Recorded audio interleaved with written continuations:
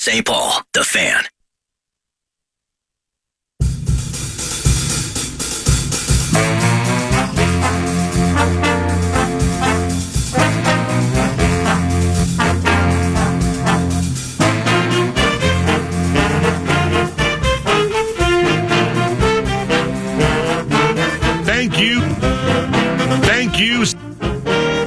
Thank you, St. Cloud. I always love that one.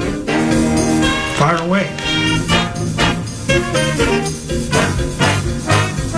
And that's a fact. PA and Charch. Let's go, everybody. Let's go. Good morning.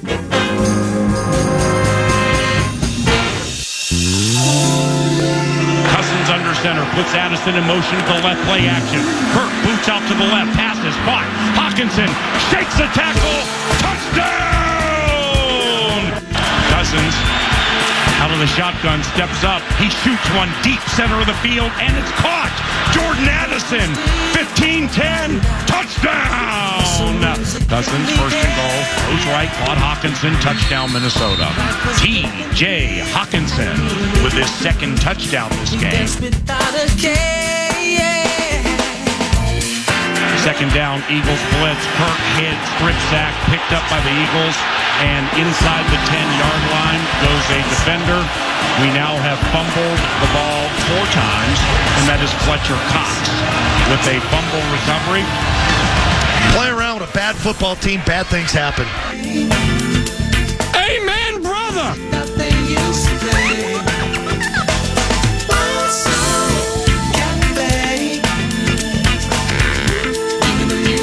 What's going on, Buffalo Wild Wings, St. Cloud? Holy cow! Look at this massive throng at a massive Buffalo Wild Wings for the Friday football. You jumped the gun for the Friday football. Ball start. Excellent. That's okay that he talked over it. I'm used to the analyst stepping on my touchdown calls. Now, 14 years of feasting, and for the first time in the history of the Friday Football Feast on FM 100.3 KFAN, we have made it to St. Cloud, and you have made it to Buffalo Wild Wings en masse. I mean, 14 years of feasting, about 230 Friday Football Feasts, and it's the first time in St. Cloud, and we're super happy to be here and see this sea of purple. A round of applause for this sea of purple here. Holy cow. Ladies and gentlemen, a round of applause for the, what are we calling it these days? The street team, the promo staff, the street team, my man over here. Round of applause for that. Ladies and gentlemen, on sound that is profound, the artist formerly known as Jared Wells now goes by J-Dub, given he travels with Lil Wayne and Ice Spice and Young Nudie as the sound person for said rappers. Ladies and gentlemen, J-Dub on sound. Can I get a witness? And a raucous round of applause. Is Lil Nudie a real person? Young Nudie. Young Nudie a real person? It might be Nutty, but when I looked it up, it's I'm going to go with Nudie. Okay. Any Young Nudie fans, any Tyler the Creator fans at Buffalo Wild Wings? What about Lil Wayne? Okay, all right. Well, let's just get to the crux of it. How much do you love the Marshall Tucker Band?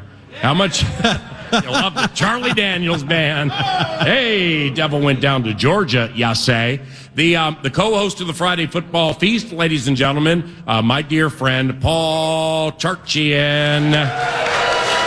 Thank you, everybody. And I am Paul Allen. We welcome you to the Friday Football Feast at Buffalo Wild Wings St. Cloud. It's great being here, especially given when yours truly leaves. So let's see, it's about an hour and 20 here for yours truly. Now, these are complete western suburb problems or maybe Waite Park problems as we go up here.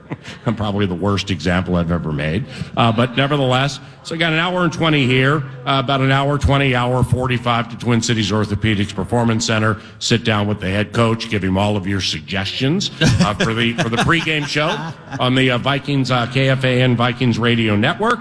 That'll be about an hour 40 or whatever. So, hey, you know what? Nearly 4 hours of driving for work on a Friday. I mean, can I get a witness? How great is that? That's unbelievable. You know, but to be here and see the Sea of Purple is spectacular. To be next to J-Dub, knowing what he's gone through with Lil Wayne over about the last 2.5 weeks, man, throwing him on my Davenport of love is just great to have J-Dub by my side. And about the only negative here, Mr. Paul Charchian, not negative, but only thing that we would need to ponder is if we have come to Buffalo Wild Wings St. Cloud, then that means next on the docket, you know, like Buffalo Wild Wings Fargo and Duluth Right. and Bismarck. I mean, Right. Welcome to Bismarck, Rochester. ladies and gentlemen. Hey, let's go Mandan. You know they're on the horizon somehow, some way, and good morning. Well, and you know, we will be expanding to uncharted territory when we go to Las Vegas for the Buffalo Wild Wings in early December. Oh, yeah. Anybody going to baby. Vegas? Yeah, we got people going. Vikings Yeah. game? Hey, that's pretty We cool. will see you at, 7 a.m.? Would it Yeah. be 7 a.m. Yeah. at Buffalo Wild Wings, Las Vegas? Yeah, it'll be a 7 to 10 piece in Vegas. And you say the word expanding.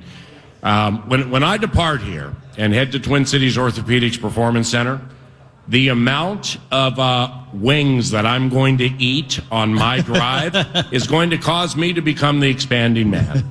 In fact, Steely Dan, an old school band, had a line in a song that went, "This is the day of the expanding man." Yeah. Well, that's going to be me about 3 hours from now on that long drive that I'm making sound like 6 hours, but it's really just an hour and change. And then we will get prepared for the Minnesota Vikings to.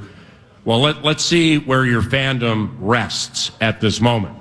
Sunday, the Minnesota Vikings play the LA Chargers, or Sunday, the winless Minnesota Vikings will beat the LA Chargers and turn the frown upside down. All righty. The winds of change is the preach for 9 to noon today and has been during the course of the week because the winds of change are blowing through Twin Cities Orthopedics Performance Center on many, many levels. With Paul Charchian here, elite football mind, Dalton Reisner, new offensive lineman, Cam Akers, new running back. What are your thoughts on that and what do you expect? Out of those particular moves, you mean? I feel like I said two names, Reisner and Akers, and what do you expect? All right, 3-2. The low cost that it took to get them makes them easy to like. We didn't mortgage any financial issues down the road. We didn't give up any meaningful draft picks. So why not try to fix what looked like apparent problems? The offensive line has not been good. Dalton Reisner might be able to help. The running game has not got going. Cam Akers may be able to help that.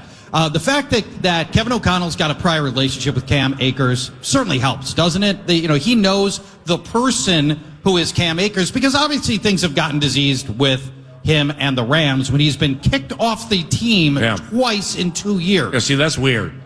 Yeah, see, it's weird with Cam, and I shared it a little bit in passing when this bad boy went down the other day, is Cam Akers is a human conundrum, and he just can't get professional traction. It's like his rookie year, he's ballyhooed as a Seminole coming into the NFL, has a good season, pretty good season.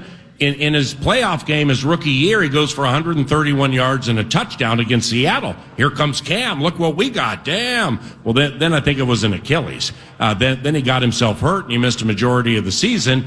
And then the Rams all of a sudden are super good with Matthew Stafford, Aaron Donald on the other side, Cooper Kupp by their side. And they're going to go to the Super Bowl, so they're in the playoffs. Yeah. First playoff game, they play Arizona. All right, so Kyler Murray, when he's not throwing passes that look like punts, he's moonwalking in the end zone throwing pick sixes. So that was an easy victory. The second game, they're at Tampa, and they're playing Tommy. Yeah, that Tommy. And they're going to win, and then Cam goes to dropping the ball. He lost a couple of fumbles in that game. They might have been back-to-back. Well, he basically got benched. So now he had like 20-some-odd carries, but he dropped it at awful times. We don't know anything about that with the 2023 Vikings, do we? Dropping the ball at awful times. No. I mean, 4 of those lost fumbles, man, like at the 1, the 27, the 25. I mean, it's just, but whatever. But I'm on my own therapeutic Davenport of love now. All right, 3-2. So, NFC Championship game and the Super Bowl, Cam's carries go down to 13. So he got his carries cut 65%. And in the Super Bowl, they're throwing wheel routes to Darrell Henderson, not Cam. So he fell out of favor. Just this year, they upset Seattle week 1.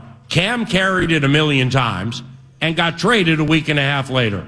I mean, this man is a conundrum. I just can't figure out why his career can't get traction. And good morning. Well, it doesn't seem like it's so much on the field. There's something going on off the field. When last year they said, don't bother showing up to work. Wow. That never happens in the NFL without getting cut. And then this year, as you mentioned, week 1, lots of action for Cam Akers in a win. And then week 2, he's deactivated, and it's the Kyren Williams show. How about that?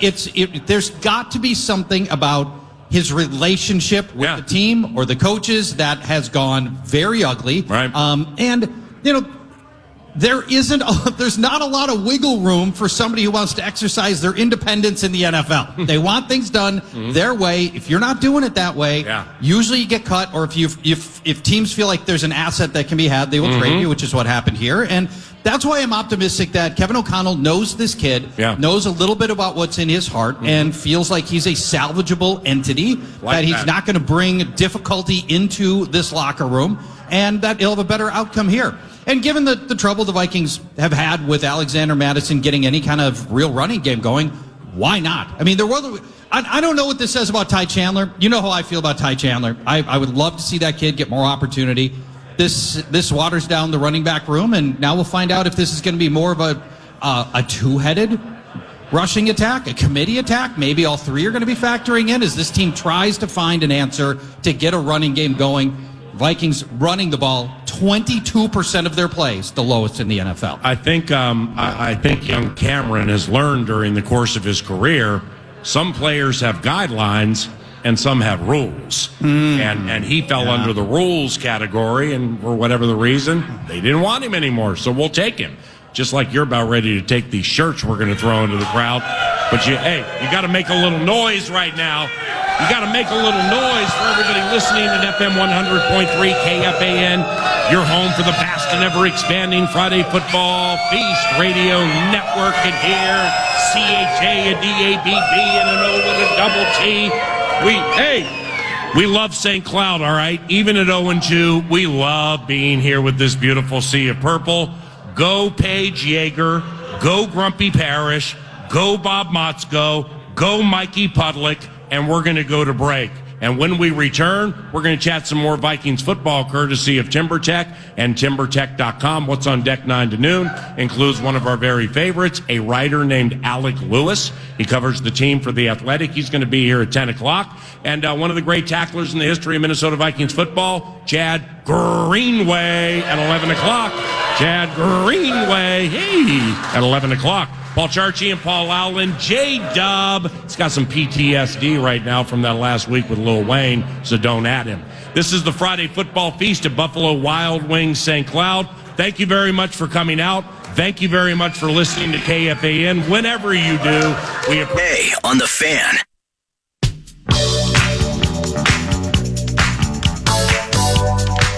Burks goes to sneaking, and he'll follow behemoth left guard Landon Dickerson right into the end zone. Touchdown Philadelphia. Second rushing touchdown for Jalen Hurts. His 25th in the regular season over the last couple of years. He had 2 against the Vikings last year. He has 2 against the Vikings this year. And the Philadelphia Eagles have grabbed a 19-7 lead.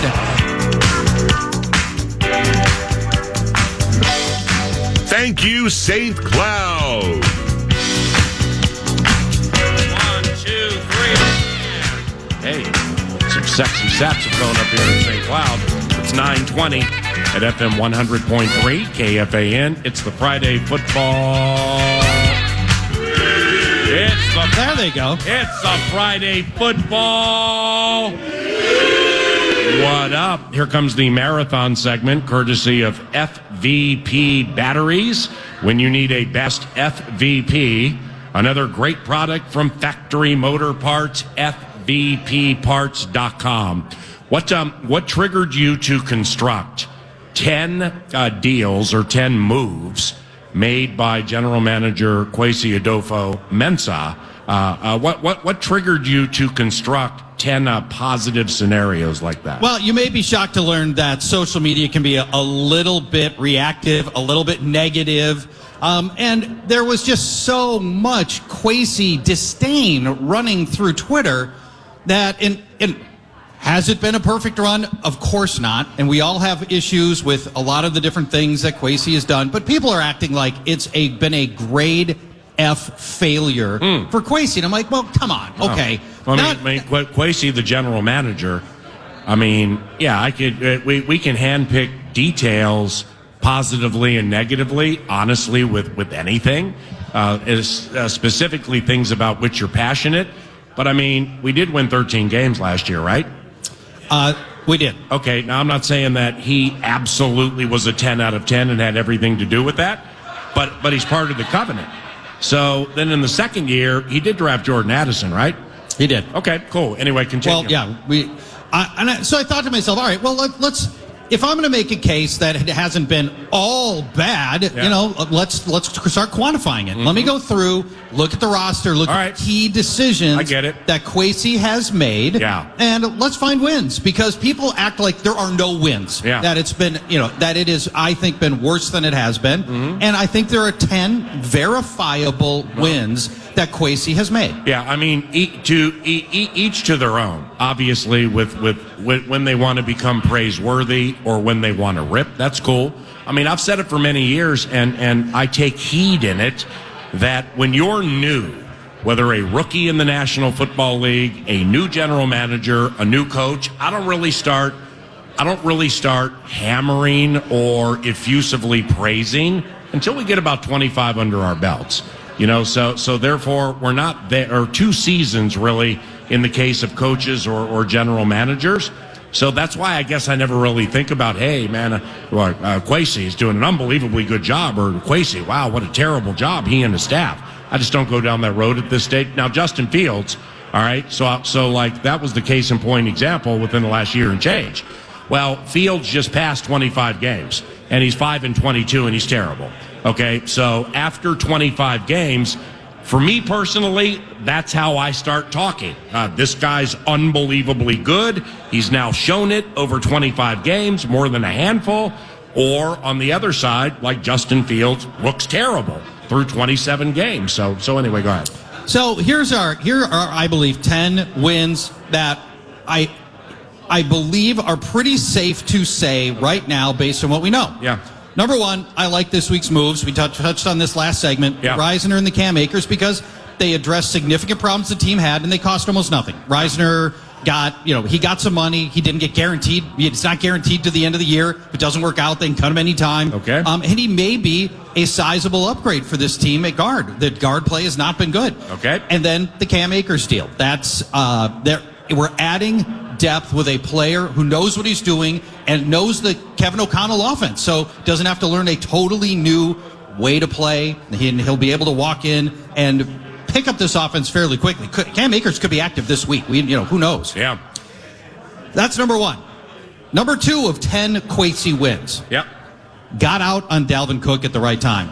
Now, it's only been 2 games, but if you've watched Jets football for 2 games, we've watched every single snap of Dalvin Cook's career. Yeah. He's not the same guy. Yeah. Now, are you sure he's not the same guy because of Zach Wilson? I mean, because if I'm coordinating a defense playing the New York Jets, well, I'm not dropping back in shell coverage, quarter coverage, prevent defense. I'm putting an extra guy in the box and saying, this guy 33, he ain't beating me, because that quarterback I know ain't going to beat me. He's already shown me he can't beat me.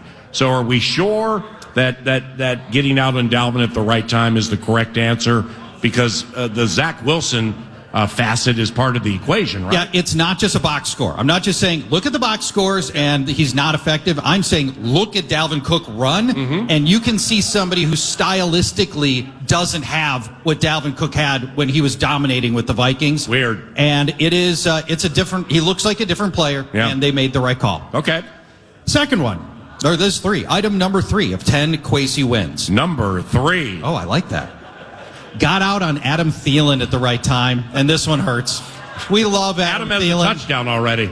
He does. I think he does. He does. And he's always been great at that, right? Yeah. That's one of the great things that he brought to the game.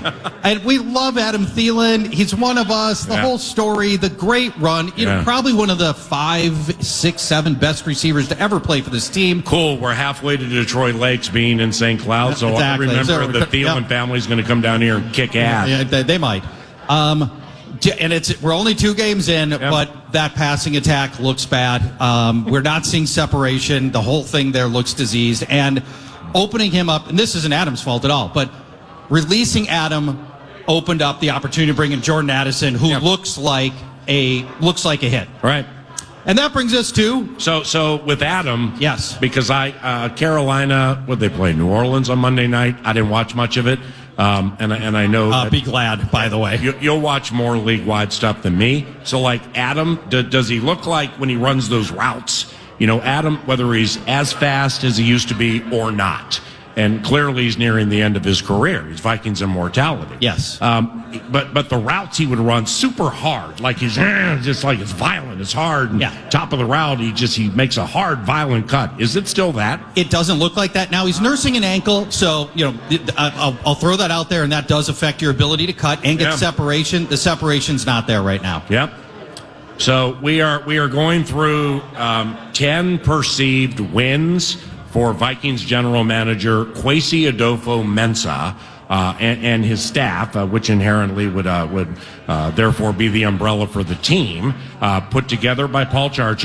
And we are heading to number 4. Jordan Addison looks like a star, Paul. And I mentioned, Thielen. We didn't have to pay Thielen. Didn't use up a spot on Thielen. Didn't need to rely on Thielen. Addison's number 5. I know, but because of the segue was so fluid, I switched those around a little bit. Love him. And then, Addison, through 2 games, he's got the 2 touchdowns. There's a very real chance he's going to get a touchdown in this game too. I love his opportunities to score this weekend. Tell us why. Well, thank you for asking. By the way, No problem. let me break this down in a little more detail for you. No and why, problem. he has his ADOT, the old ADOT, Paul, the average distance of throw, 17 yards is the average throw to Jordan Addison. Wow. They love throwing to him deep, and he's getting open through his elite level route running. Chargers cornerbacks hold Pro Football Focus coverage rankings of 41st, 102nd, 123rd, and the team ranks 30th in coverage overall. This is a very good opportunity for him there. This is, and the slot corner is the worst of the 3 corners. Well, actually, they're all really bad. J.C. Jackson's abysmal. We might talk more about that later. But it opened up the opportunity to get Jordan Addison. Didn't have money hooked into Thielen, and Addison looks great. And so I think acquiring Jordan Addison. As much at the time when they announced the name, and I'm like, we need defense, we need linemen. There are other things we needed, but the reality was, it looks like Jordan Addison is a hit. How cool is this, or how cool will this be after this weekend? All right, now how many people here want the minute seriously in your hearts? Okay, I want to play from the heart here. Okay, not like what we think. We want others to think, or because the cheering's louder, stuff like that. How many people truly want the Minnesota Vikings to win this weekend and get their first victory of the season? All right. Now, I got a bunch of people looking at me for more reasons than 1 eyebrow and 3 chins. People are like, huh? What? What do you mean? Of course we want the Vikings to win.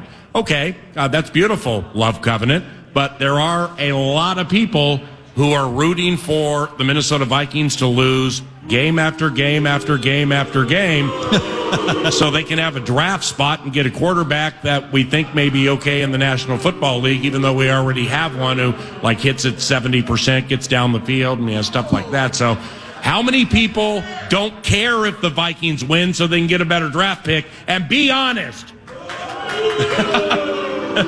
Man, you get a shirt for the honesty, man. But there are people out there like that because, how about this, man?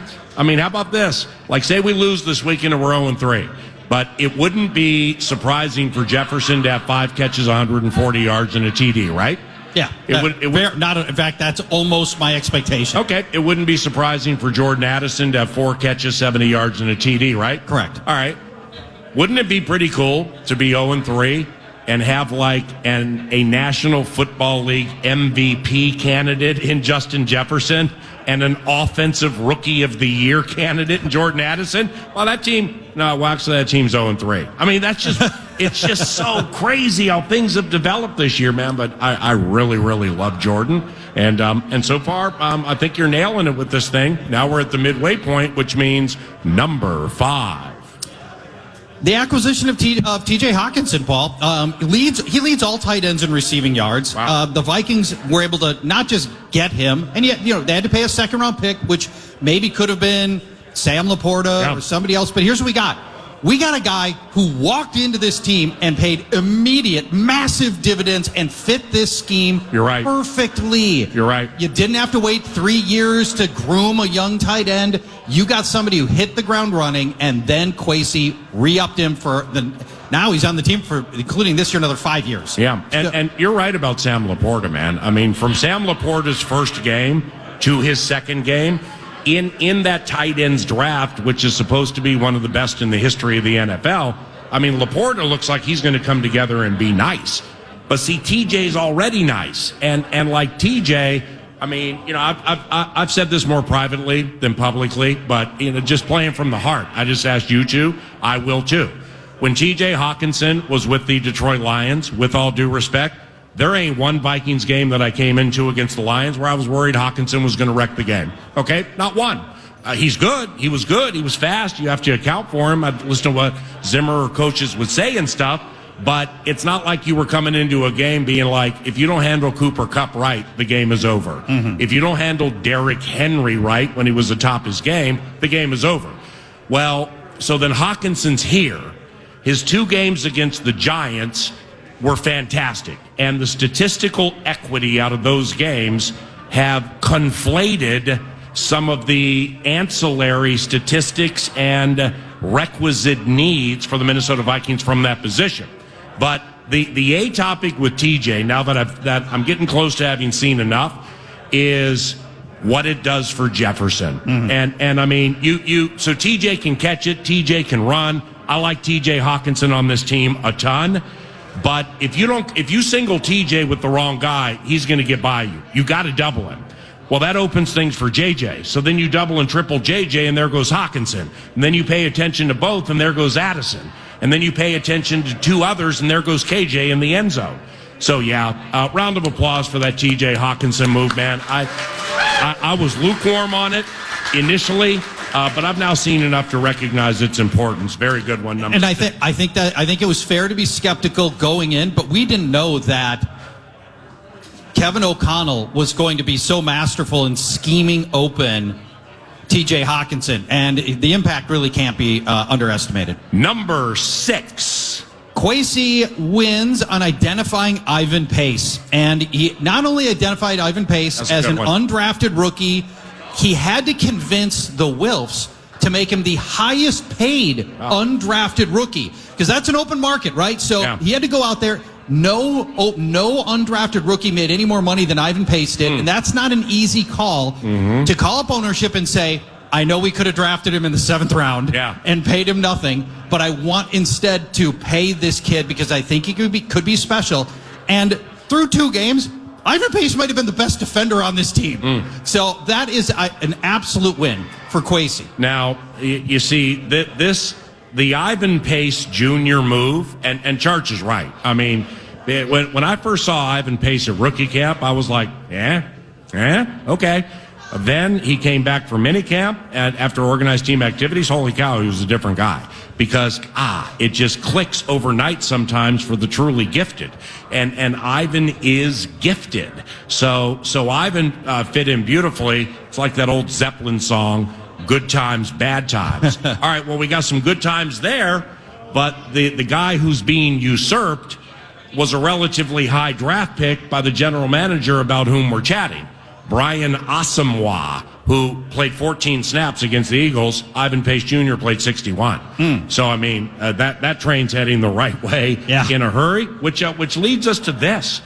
I mean, we could lose to the Chargers this weekend, right? It's basically a pick'em game. We could lose, right? Well, yeah, it is. Okay. It's a 1 point. Yeah, it's a Thank 1 you. point spread. All right, and like we said earlier, JJ could go for 120-1. Addison could go for 473-1.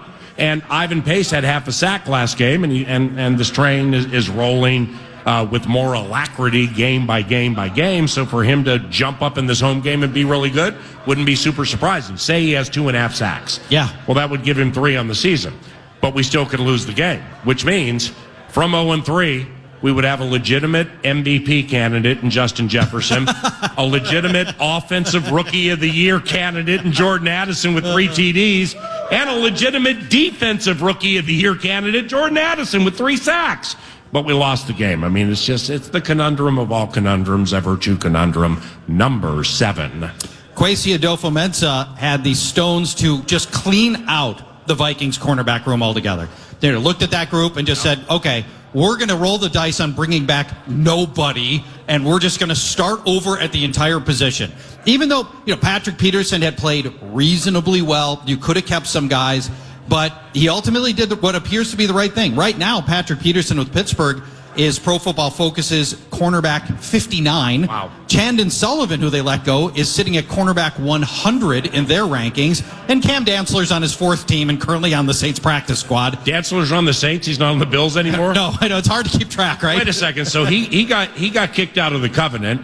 And this Washington football team, which is better with the Schneider regime out. I mean, things will go the right way for Washington eventually. But before that, every decision they made was embarrassing. It was ridiculous. Yeah. The thought process behind a lot of things. So, of course, they're the ones to jump on Cam Dantzler right when the Vikings, like, oh, wow, look at that. We got a new Darryl Green here. Yeah. No, you don't. Just give it a minute.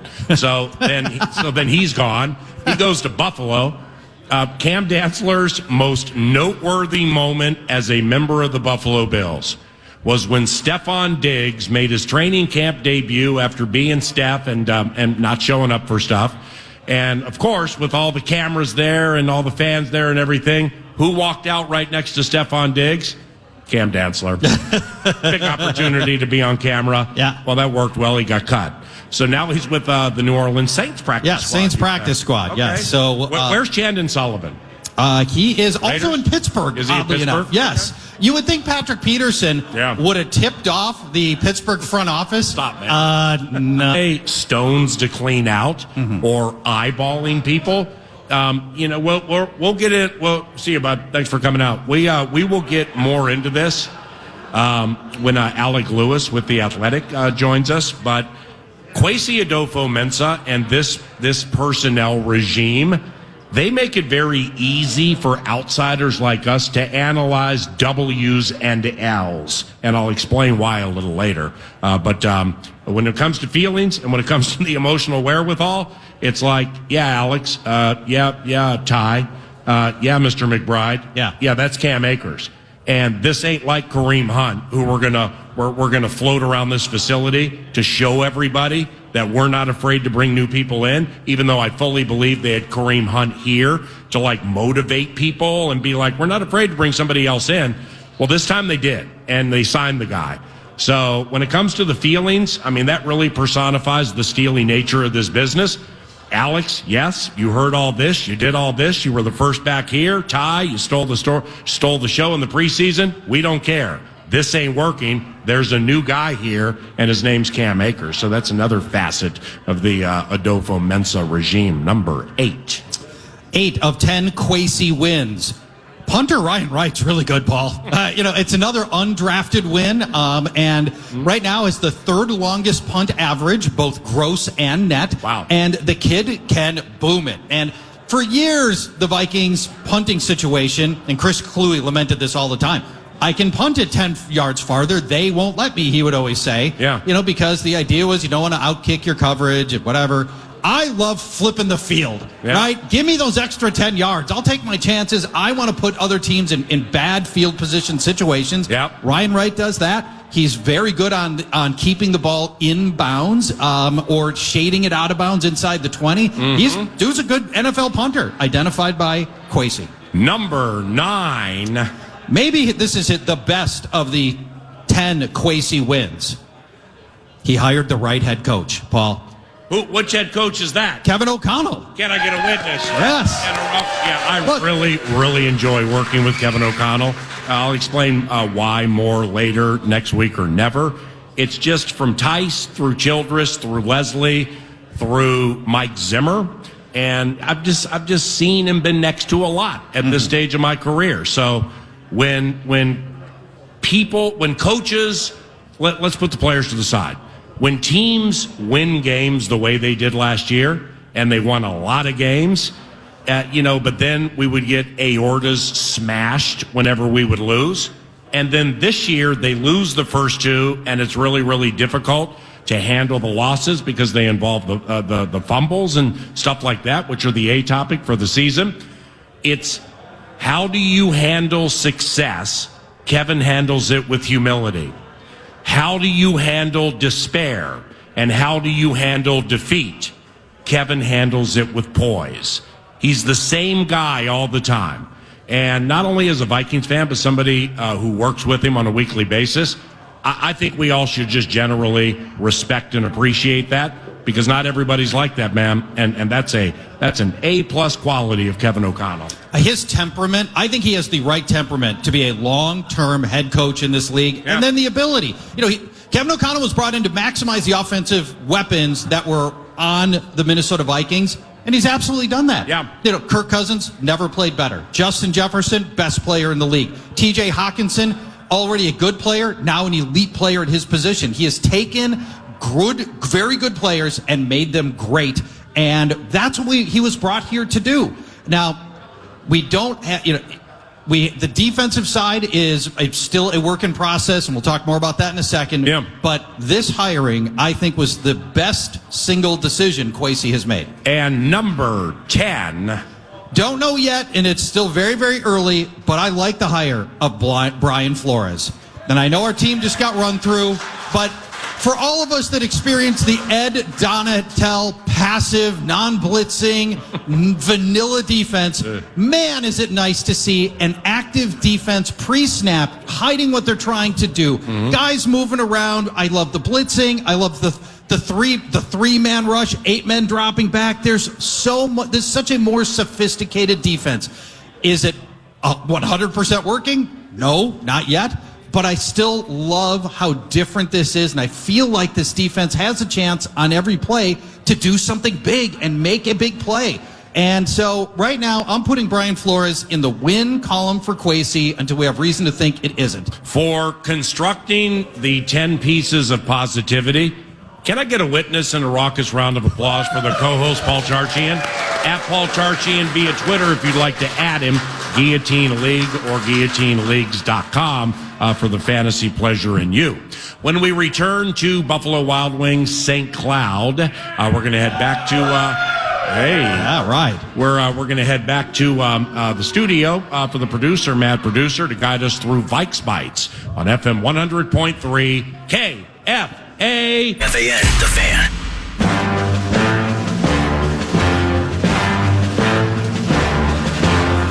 Buffalo Wild Wings St. Cloud. It is now post time for Vikes Bites, and here's the producer, Mad Producer Nordo. Take it away, brother. Vikes Bites. Which is brought to you by Stoked Barbecue Pellets, Caledonia raised and made, all white oak premium grade pellets, StokedBBQ.com. And I want to welcome to the Stoked family the Carlson Ace Hardware Company down in Prior Lake. You're getting the grill, get the fuel there too. It's right at 13 in Maine in Prior Lake, the Carlson Ace Hardware Company, and StokedBBQ.com. Vikes Bites! As we're looking ahead, and you guys have done a terrific job breaking not only down this game, but this team through 2 already in the 9 a.m. hour at the Friday Feast, Buffalo Wild Wings St. Cloud. But I'm curious when we think about it, in the end, winning. Do style points matter in a victory at U.S. Bank Stadium on Sunday? Let's just take a win here, right? I think this is a desperate team that I don't think we need to blow somebody out. Let's win by 1 point and get a W in the win column. Would I like it to be a flashy win? Sure. I'd like to reverse the turnovers. There's a lot of things I'd like to do to make this a splashy win. But no, I just give me wins. Give me a win in the win column, and I'd be very, very happy here. Vikes Bites! Does Marcus Davenport play on the team? How disappointing has this been? He hasn't practiced all week. His contribution technically matches his jersey number, which is 0 at this particular point. And he's on the verge, it sounds like, of not playing against the Chargers. Again, hasn't practiced either yesterday or Wednesday. Level of frustration or disappointment thus far with the guy we brought in to bolster the pass rush? He played 4 plays against the Eagles. I'm not as frustrated as some others with whom I work. I mean, it'd be great to have him because they brought him in and identified him for something, and he's super strong. But I guess my level of expectation for him may not be as high as some others. But he's a non-factor in this equation right now. At least he tried to go. I respect him for trying to play through the injury, and at least made the effort. And they need Marcus Davenport. This is probably one of the 2 biggest weaknesses for this team is defensive line, and particularly against the run. They could use all the help they could get, and let's hope he gets back soon. Marcus Davenport. Vikes Bites! PA, I'm stealing this from a text conversation that you and I had a day or 2 ago, and it's in relation to the number of starts that Dalton Reisner may have for the Purple in 2023. You bring him in here, you pay him $2.25 guaranteed, total of 4 up for grabs for Dalton. Whatever the reasons were he was available and how long it took, none of that matters now because he's on the team. But the over-under in terms of starts for Dalton Reisner, not a ton of work this week in practice, kind of working his way into Chris Cooper and company's scheme with the Vikings. But if I put an over-under of starts by Dalton Reisner at 2023 at 11.5, how does that number sit with you? What do you feel about it? I'm taking the over. I think Kwesi made this move very intentionally, paid him effectively starters money. And I think Kwesi is ready to make the move, particularly and probably with Ed Ingram. And I don't think you're paying up to $4 million for a backup. I think Kwesi has seen enough. I think he knows a change has to happen. And honestly, kind of derelict in his duties if he didn't do something about it. I believe this change is going to happen. Probably not this week. I will go 1 week from today. Dalton Reisner starting, and he's going to, barring injury, will finish the season as a starting guard on this team. 11.5 is a fantastic number. So, I mean, with more than half my life being predicated on spotting up professionally, this would be one that I would just say, that number's too good. I'm out. I mean, I probably would bet the over on it. Now, whether Dalton plays this weekend, I like how you laid that out because from 0-2, you're at home. You're going to have the inherent natural energy of the crowd and the adrenaline and stuff like that. Main man's conditioning and stuff like that. He can tell you or show you video of everything he's done over the last X amount of months. But really, until you're in there practicing, they practiced with pads Wednesday. Not sure what they did yesterday, but he probably needs about 3, 4, 5, 6 of those because you don't want him coming in there going 100, and then all of a sudden you got some soft tissue and then he's out for three games. Yeah. So I'm with you. I'm in lockstep with you on not now, but the Kitties game, the Panthers game. So that means we'd be 3 into 17. You'd have 14 left, and you'd have to sweat injury with that 11 and a hook. But that 11 and a half is a really good number. Vikes Bites! 1 or 2 more for you here. Vikes Bites presented by Stoked Barbecue Pellets. As we're watching this game unfold, maybe particularly early against the Chargers on Sunday, will there be an obvious intention for KOC to shove that ball right down their throats with the run game? How intentional do you find them being on Sunday to improve this running attack and find some sort of productivity with it? Gertchie? It's a very good question. Obviously, they want to get the run game going. It's very hard to survive in the NFL at a 22% run rate. And the Chargers were a terrible run defense last year. They look a little bit better right now for this year. But I think Kevin O'Connell's done the right thing in going away from the running game when it hasn't been working. At some point you look at your running game and go, well, okay, it's not working. We can keep running at 2 yards a carry, or I can throw the ball to Justin Jefferson. So I think you got to do what works and where your skill position lies and where your talent lies, and that's still against the pass. And good Lord, this secondary is bad that they're going to face with the Chargers, Paul. There's going to be a lot of opportunity here against J.C. Jackson, Asante Samuel. Davis. Mike Davis. Paul, there are opportunities here. It is. Right. There are opportunities here, and not using your best weapons against a team that struggles to stop the pass, to me, doesn't make sense. And so I really hope Kevin O'Connell, absolutely try to run. If it's not working, let's get the ball in the hands of our best playmakers. And that's the first point I would like to discuss with Alec Lewis, who covers the Minnesota Vikings for The Athletic.